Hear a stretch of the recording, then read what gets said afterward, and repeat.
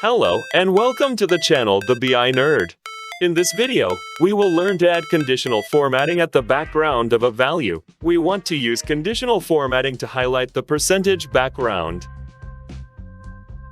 To do that, I will go to the General Settings and select Effects from the drop-down, and will select the option of Conditional Formatting.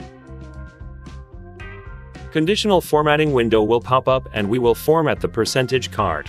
The background of the card will change on a gradient scale, from red to green, where green color towards 100% completion and red color towards 0% completion.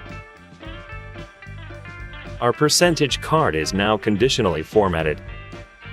If you want to learn to create an awesome looking dashboard like this in less than 20 minutes, then click on the link above or click on the end screen video. Thank you. Please subscribe to the channel and get regular updates. Also, don't forget to check out other Power BI videos on the BI Nerd.